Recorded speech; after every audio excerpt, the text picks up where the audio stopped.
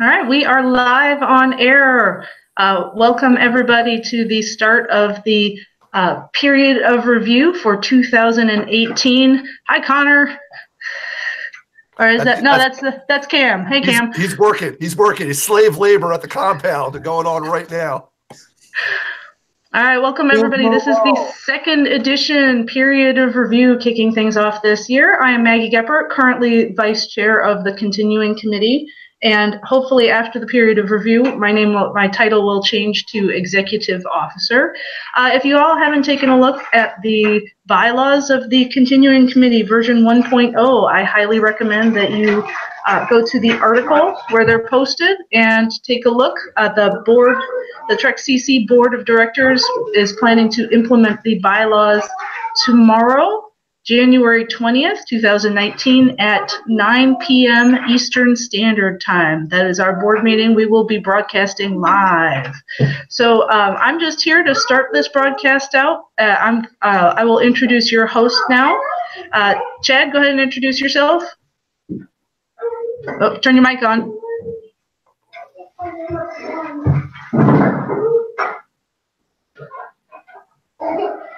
Uh-oh, now we got the camera off.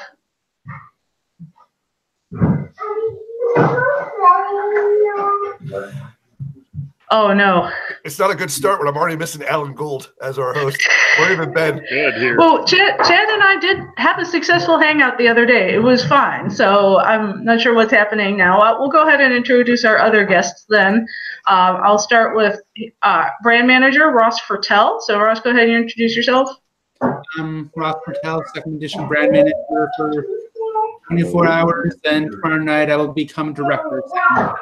All right, Josh, you're the next in the line. Josh Arata. I don't think that changes. So. No, it doesn't. John. John Corbett, design director, and I will transform into John Doe and ascend into a higher form after the change happens. Amber. Hi, I am Amber Van Bremen. I'm marquetry on the board, current TUI rules mistress instead of master. Just like in Doctor Who, it's been transformed. So, yes, good morning. Good morning. And it looks like Chad has a microphone now. Does it work now? Yes, we hear you. Excellent. All right, so I'll put this down over here. All right, so my name is Chad. I'm 7 of mine on the boards. You guys have probably not seen me too much in the 2E boards because I'm a 1E person, but yeah, I'll do my best today, and hopefully you guys will go easy on me. All right. Well, with that, I will turn off my camera and my mic, and I will watch it on my phone, like one of the masses. So, thanks to everybody for coming on. Thanks especially to Chad for hosting our periods of review this year. Maggie, after you become executive officer, do we have to call you number 1? No, thank you. I'm still going to call you number 1. That's good. All right, that's fine. That's fine. I think I like that better than vice chair. Okay, so I've collected all the questions from the 2E forum. Many of them were already answered in the forum, so I'll direct you to just see the ones that were missing that we asked today. We'll just direct you to the thread. The big thing I want to start off with is, as we all know, there's been a little bit of static on the 2E boards. So the big thing that I think comes to mind for me, and a lot of the people is the interaction between John and Ross. So outside of what was written on the front page article, do either of you want to add anything that hasn't been said already, or do we just want to leave it as is? I'll leave it up to you guys. It's not, like I said, it's not so much a question from the 2E forums, the peer review. As for what happened, I have nothing to add. I don't think we need to review that. That's fair. Yeah, we said stuff. I've already apologized profusely several times. I put it out there. If there's anything that needs clarification, let me know. But it's out there. I apologize for how it happened. If there's more specific questions, please let me know. But Yes. Okay, like I said, it's just been a little bit of an ongoing topic on the board, so I just wanted to address that first, and if there was anything, get it out in the open, and if not, then we can all move on and be friends. Well, Okay. on that note, despite some of the animosity that's been put out there, John and I are still working together professionally, or as professional as we can get with TUI. We're still sending PMs. We're still working on upcoming sets and things like that. Good. Okay, so just based on that comment, aside, again, this isn't a question from the boards, this is just something that you said. What do the 2E folks have to look forward to in 2019? Can you give us some hints, some spoilers, some ideas? I'd love to give you a hint. I really would love to. I smell a butt coming. No, that's the hint. I would love to. Oh, okay, all right. I mean, well, I'll give a hint since I can't get fired. Since there's a little bit of racism in KCA, there's going to be more racism in 2019. So that's, if you like racism, I don't know if this is a good clue. If you like winning with racism, at least we're consistent. You got to stick with consistency. It's a good clue, and I'll also say things people will like. Good. Yeah, if you like being the bad guys, you got more bad guys coming. Bad guys are good. We need a good bad guy for every good guy. I don't understand why I need a spoiler. You've already seen one of the cards from the next set, or from not the next set, the set after that. You designed it.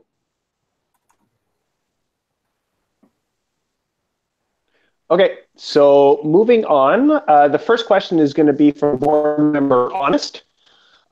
He asks, a chunk of players have left the games. A chunk of the tournament directors have lost interest in the games and have left the game. What does the CC plan to do to recruit new people in 2019? So I don't know if anybody in this. I mean, I guess it goes to Ross, but I don't know if anybody in our departments is that's their job, right? Don't we have a social media guy and I don't know. I guess Ross, it would fall to Ross to answer this one.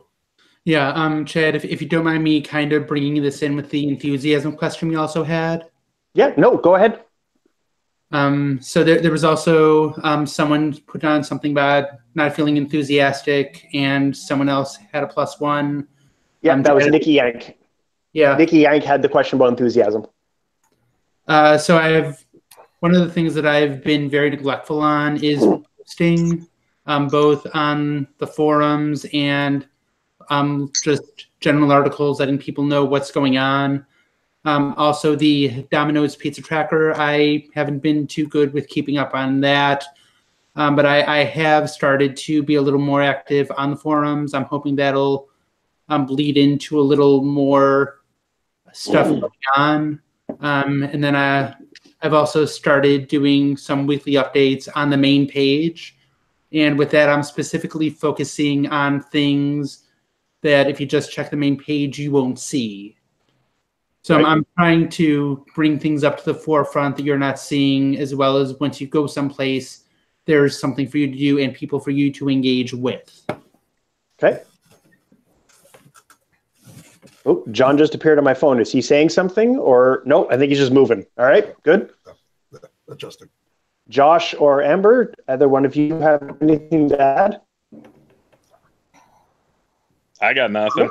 No, all right. not me. I guess my part in keeping enthusiasm in the game is making sure that the rules work so that people don't get annoyed and frustrated. So I hope to keep that up this year.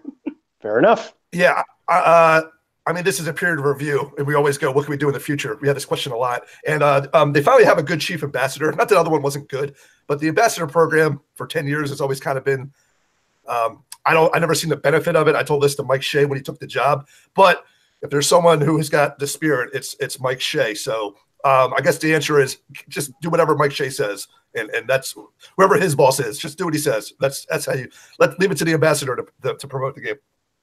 Sounds good. Okay, second question from Honest. The CC is a donations-based community. Why don't we have somebody in charge of fundraising for the CC? Yeah, I'm not sure this is a 2E specific question now that I read through it. I mean, Yeah, that might be something more for Charlie and Maggie specifically. Or Justin. Okay, well, yeah, okay. We'll table that one for now. Okay, so Monty42 asks, does it bother CC leadership that nobody seems interested in sending any sincere questions over the POR threads, and it just turns into the same people arguing over and over? What do you think went wrong here? Well, I think that's also another question for the omnibus. Is that the one for all the big wigs?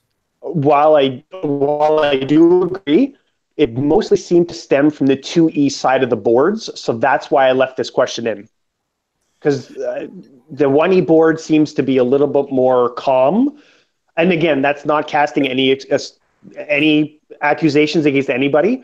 So I felt it was important to leave this question in to see if there's something that the 2E group in general can work on specifically, if anything. Well, it's also people complaining that people are bitching about mistakes that were made in a period of review thread, which is, I think is meant to have people bitch about. It's good to have that outlet for people to vent their frustration. So I don't think there's a problem there. And if you think that I'm not answering the question, please give me something to clarify. We're here to talk. I hope this isn't just a 1 to 8 hour thing. Let me know. We're open to feedback. Please let me know. Okay. Okay, the next question comes from Nikki Yank. Does the continuing committee believe the senior staff of second edition, should they be active or regular players, and should they be expected to travel to some of the major events? So with traveling to the major events, with that statement, you've just spent hundreds of dollars. Maggie, if you're gonna put me on salary and give me $50,000 annual budget and $100,000 to get people out for tournaments, I'd be more than willing to send people abroad. We could even go into the Amazing Race, but the fact of the matter is, we're people who have outside lives, outside jobs. I hate to say it, but we're not always not able to make it, especially if someone needs to be at every event. That would be almost impossible to do, even with a for-profit company. Sure. In terms of being regular players, I know I try and get out as best I can. I know a lot of the design team, and for that matter, Errata, are regular players. It actually did come up with our incoming creative manager, Jonathan Engel, who is not as frequently a player, but with what his position is as creative director, being on top of the meta and frequently playing really don't have a huge upkeep to his position. So I would encourage people on board, people who are green badges, people on the boards, people in general, play. Well, I missed the question. I was busy raging in the chat room. It was why don't CC bigwigs travel more? Is that yes? Basically, should they or should they not be expected to travel to major tournaments? You want people. It's my people who are in design and errata. You want them to play, and you want them to travel at least a little bit. Josh travels a little bit. I certainly get paid to travel, so I don't count. As for more administrative positions like Ross's, all that really matters is that they don't flake out, they don't disappear for long periods of time, and then you don't know what the hell's going on, and that's it. As long as they're still on the board, as long as they're on the boards, keeping up with their job, that's all they need to do. They're not designing cards or needing to make changes like Josh. They just need to,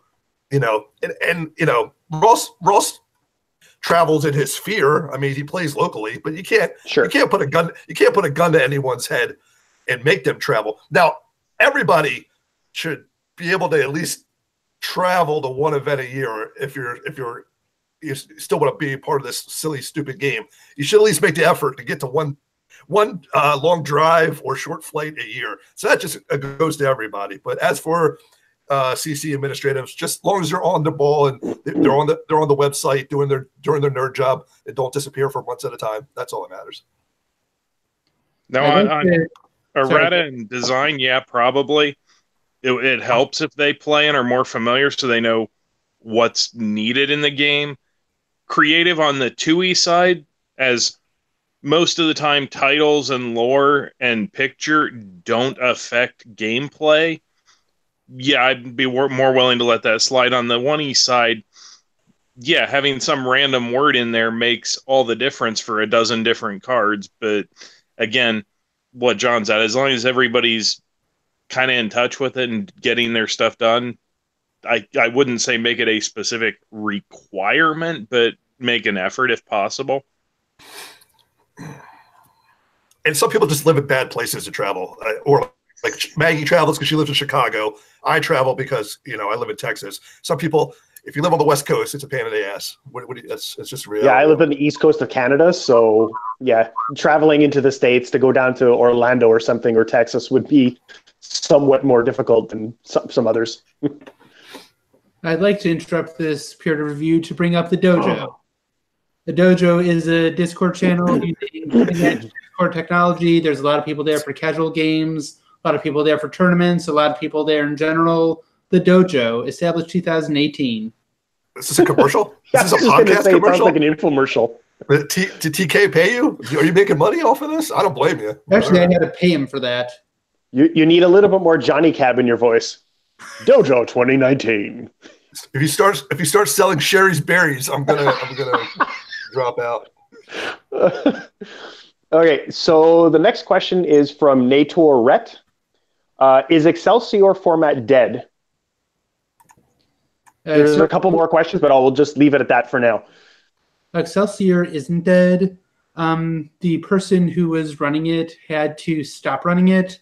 And the person that I want to, one of the people who's going to be doing a lot of the work with that is currently on both wedding and post-wedding activities.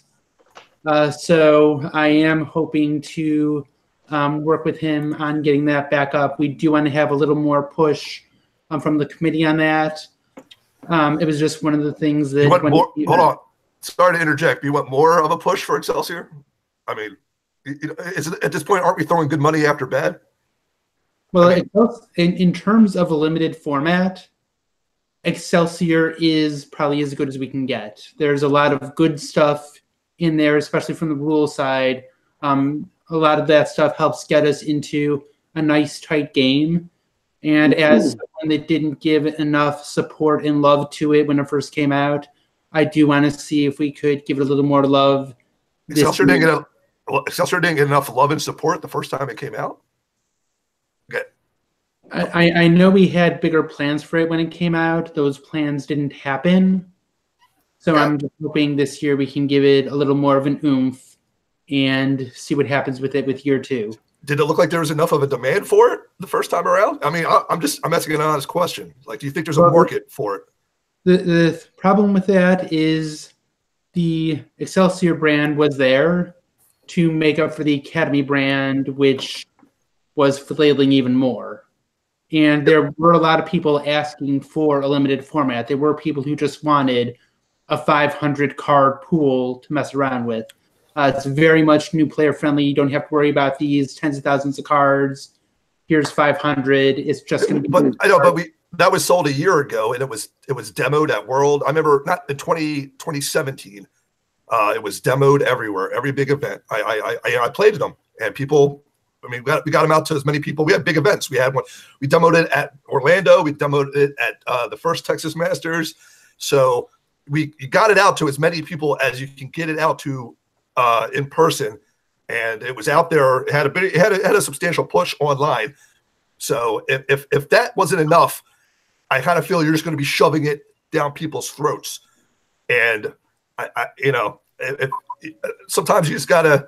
It's up to you. I mean, that's your job. But I'm come on. I think it's time to just. I'm not saying make it go away. I'm just saying if someone wants to keep up with it, that's fine, and have it on the boards, the card pool, and then people can decide to play it. But I mean, to think that there's still a demand for it or a market it's wishful thinking. Yeah, a bit of the problem, it seems like there's one play group, it seemed, that used it regularly. A couple others used it occasionally. I know at least part of the problem in our area that we saw was how frequently the card pool changed. When you're already trying to possibly make regular decks and then throw this on top of it, where your one deck might only be good for a couple months, just not practical. Yeah, understandable. Yeah, it's not a format for new players. It was sold as that, but it's really not. It's not that. It doesn't mesh well with new players. Yeah, people wanted shorter games, but new players are going to take longer regardless. And yeah. Okay, so just based on something that John said, would there be a desire to rejig the Excelsior format to make it more accessible for new players? Well, that's the thing. You don't need to do anything for new players when it comes to a limited format. It doesn't. Because if you combine new players with experienced players, the experienced players are going to find all the angles, in no matter what the card pool is, and they're just that's what makes them good players. So when it comes to new players, you just give them simple decks and have them play. I don't think there's no format issue when it comes to that. That there's no holy grail format that's going to make new players like the game more. It's the experience of playing. It's not getting smashed by a local legend every single time they play. So I mean, I don't think it's not the structure. It's just it's more of a group dynamic to help new players. Okay. One comment from the boards that I'm reading is from Charlie. Less card rotation. Is that something that you agree or disagree with? Absolutely agree. It's far too frequent, especially if it does bring newer players in. They might want to get comfortable with a deck, and with the rotating pool, that that could might not happen for them. Ross, thoughts on that? I hear it. Initially, the idea is you play a tournament every month. You play the first 3 when they came out. Card pool changes. You play 3 more. Miss one with then card pool changes, and there is enough there to keep on playing the same thing as long as it doesn't leave. But yeah, since it's seeming like we need less frequent card rotation for the pool, we could have less frequent card rotation from the pool. Sorry?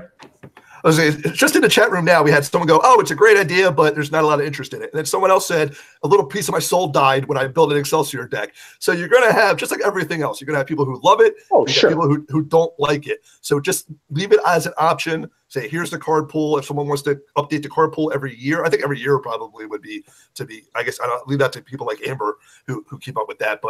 And then just have someone keep up with it. And then here you go. Here's another option on the menu. And then I think that's fair enough. Now, again, you have to. This question is coming from a sole 1E person, so forgive me if the answer is obvious. Are there pre-made decks already constructed for the Excelsior format that people could just download that deck or print off that deck or whatever the case may be and just play it right out of the box, so to speak? Well, I'm primarily here right now. I can't go to the site right now. But I know in the Spotlight series, there were a lot of Excelsior-friendly decks. Also on the deck lists, you could see a lot of Excelsior decks, particularly in the Klingon.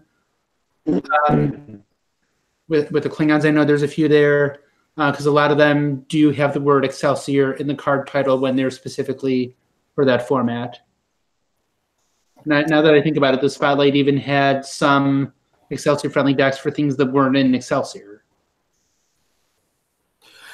I'd also like to see, not necessarily for Excelsior, but I always want to see a series of articles that's either like a 35 or 40 card deck for just standard format that, is easy to cut out, so you could print it out maybe, or if you're just struggling for ideas, you could add, take away from it.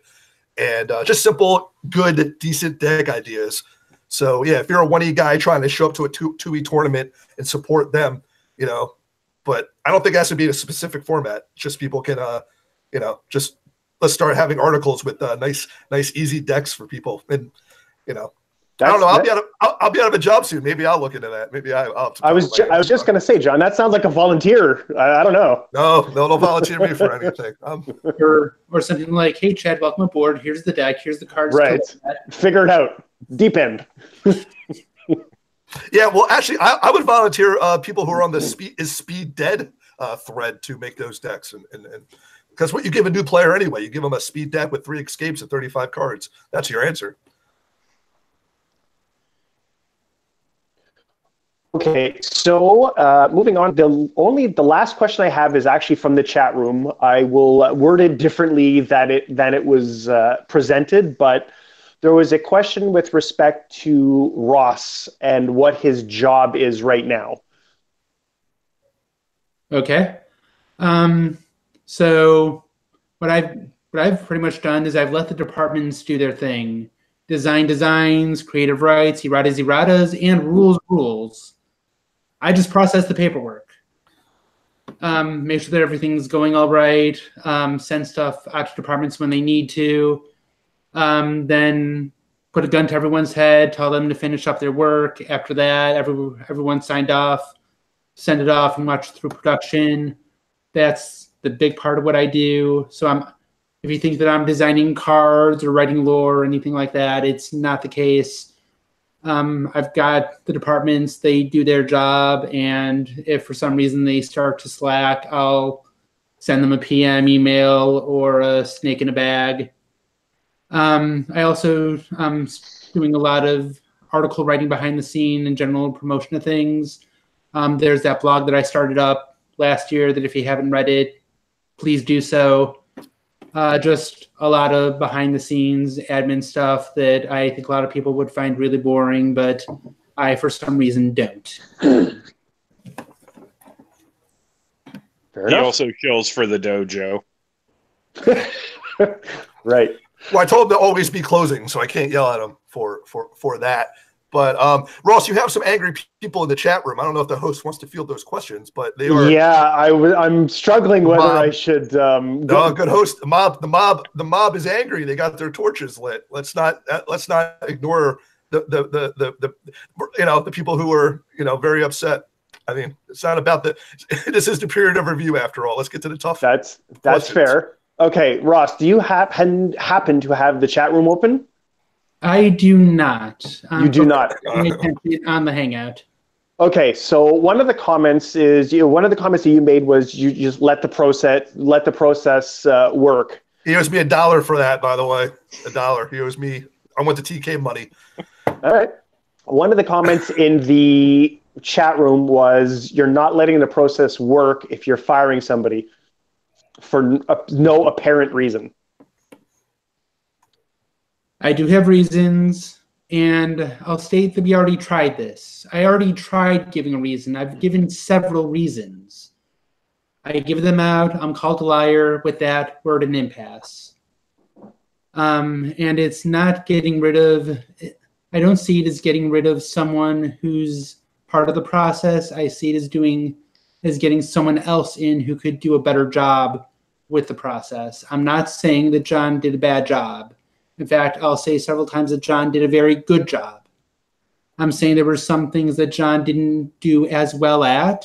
So hold on. Ben had a good question once. What made you think design needs more Nathan Miracle? Not that there's anything wrong with Nathan. He framed it best. Let me try it again. What made you think that design needed more Nathan Miracle and less John Corbett?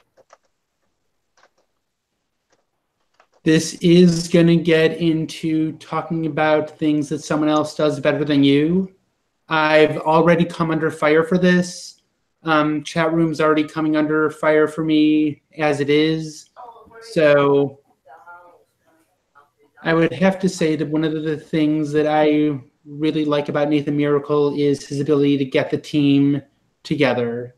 He's got a lot of people on his side, and I don't just mean with design, I mean also outside design. He's really good at getting people together under a unified banner. working towards a common goal, even if they're not specifically working on the set. I've seen him do it on the boards behind the scenes. I've also seen him do it in some meetings. I really admire his leadership and where he takes things. And I'm eager to see where he takes design going forward. Let me make sure I get this right. So he's more likable outside of design? I'm not saying that, John. A lot of people like you. I've said several times. I'm trying to understand what you said. He can get more people to support him outside of design. Those were your words. Yes. How does that help? How does that help a design director getting more people to be likable outside of design? How does that help him do better design? Do you think the work will be better because of that, because of Nathan Miracle? Or do you think it'll be less drama? You think it'll be better work because he's more likable outside of design? I think it'll be better work with Nathan in charge. You're someone who specifically told me to shut up. You've told me to get out of the kitchen. I said stay out of the kitchen. I didn't tell you to shut up. I told you to stay out of the, I told Charlie to stay out of the kitchen. That was early on in the process. Come on, there was a lot of growing pains when you came aboard.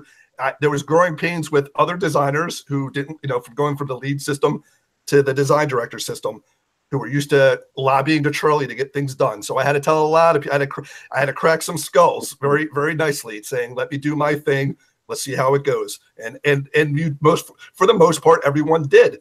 So that was a credit to you guys. You guys, you did. You got out of the kitchen, and we did work. So that's fine. And we did. Did we do good work in those 3.5 sets, Ross? Yes, you've done good work. I've said that several times. I said that 5 minutes ago. I said that 2 months ago. All right. So so you just think Nathan can do a better job because he's likable with more people outside of design? Well, there's a lot of the back end stuff there's been a bit of a problem with. That's art and creative. That's got nothing to do with design. So you think he'll have a better relationship with art, creative, and Loban to get the programming. So he's more likable. So other people will get things done faster. That's not what I'm talking about with the back end. I'm talking about with getting things signed off and done. Granted, some things have more of a rolling time frame. The reason why we had Shattered Mirror come out in December instead of October. There was no delays because of design during my run. None. Come on, Ross. There was no delays. John, we had to push Shattered Mirror back. Not because of me. Because we had meetings and we decided when to put things together, but you can't put that on design.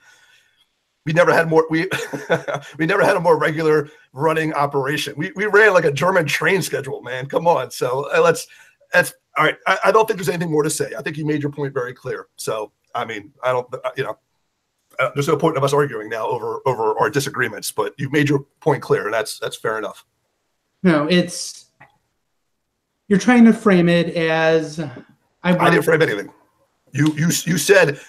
You said your reasons why you chose Nathan over me, and they have to do with being likable and agreeable with people outside of design. That's not a framing. That's not a framing. These are your words.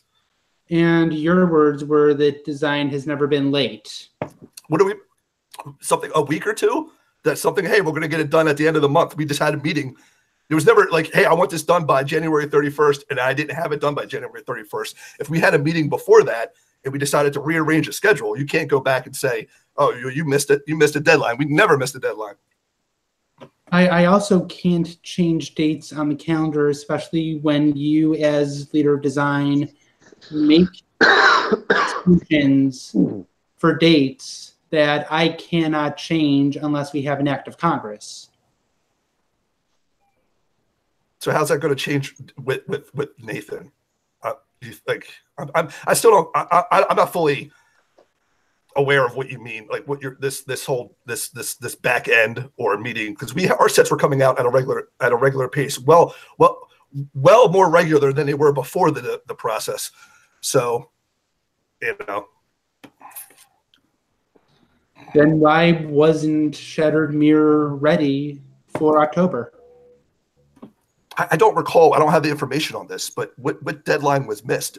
I'm sure we had a meeting, and that Shattered Mirror got pushed back for something, but it was never like, I want Shattered Mirror. You never once said to me, I want Shattered Mirror done by X date, and it wasn't ready. So I don't think I said that to you personally, but there is a hard deadlines thread on the main board. Granted, I don't frequently. And you've already said you don't keep up with stuff like that on the board. Let's not try to use that as an example. So, Ross, I know you're going to try to put it on me. You can't say we did good work and say one time something didn't happen to my 100% satisfaction. So that's all the reason I need. When you said you should have stuck with just, I think Nathan can do a better job, and you stated your reasons, and I accepted that. I don't know why you want to put it on me now. Once again, don't try to put nothing on me if you're going to say just you did a good job and Nathan can do a better one. Don't then why try to tear me down again? Didn't you do enough of that? Can't have it both ways. I'm not trying to. You're asking for reasons. It's hard for me to give you a reason as to and why. I said, when you gave me that reason, I said that's good enough. We're done. And then you try to put it on me. You're trying to hedge your bets on me, or trying to get you can't have it both ways. It's either Nathan's great, Nathan's awesome. You said I love Nathan. That's fine. I'm going with Nathan. But then you can't try to tear me down. No one else gets teared down. I don't understand why I get teared down on the way out. I believe the chat room is doing a pretty good job of tearing me down, and I'm not even looking at it. You're not on your way out. Once you're on your way out, everyone's going to say, thank you for your service, Ross.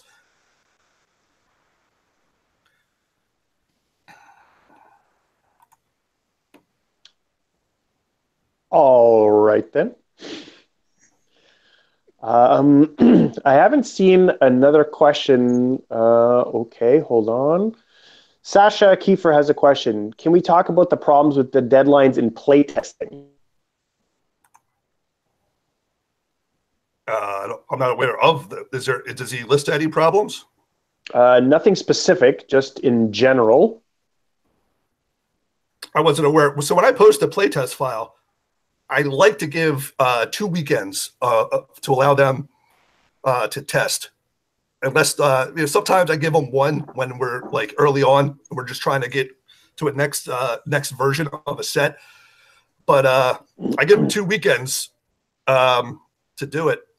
No one brought any problems to me, so I would need more information to answer that.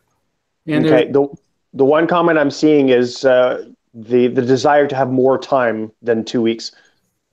Oh, for each version?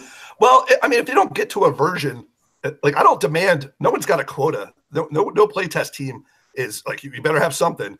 So we don't have enough testers. I've always cried. I mean, for months I've cried publicly on the board for more testers. I mean, in a perfect world, we would have, I don't know, 6 pairs of testers.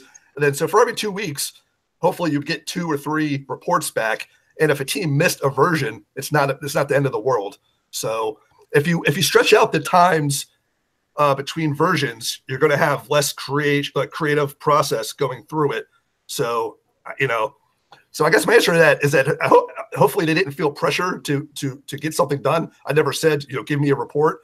So if they felt pressure for the 2 weeks, I apologize.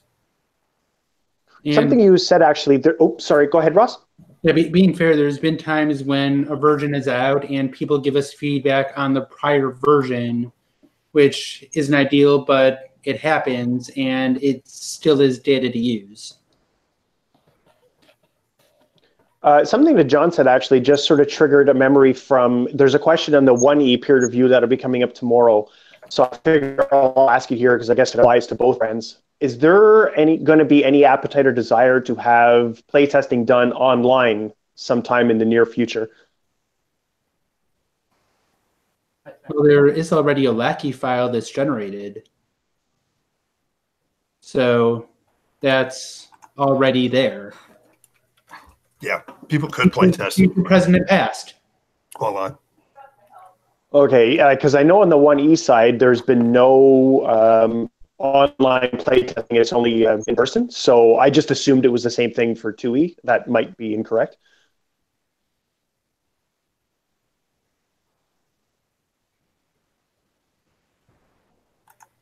All right. Does anybody else have any comments? I'm just looking at the board. I don't see anything.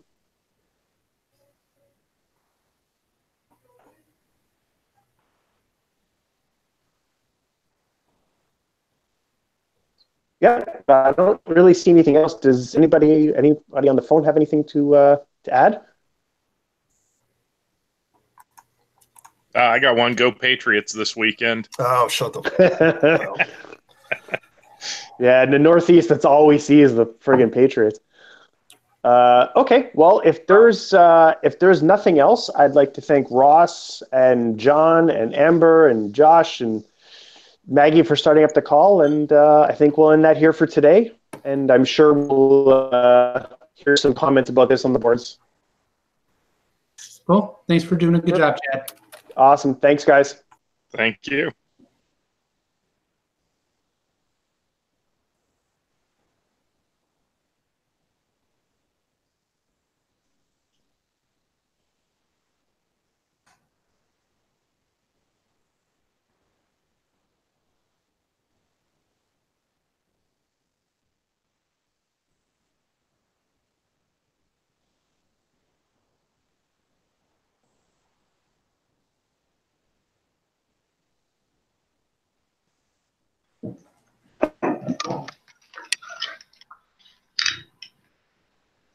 All right, thank you.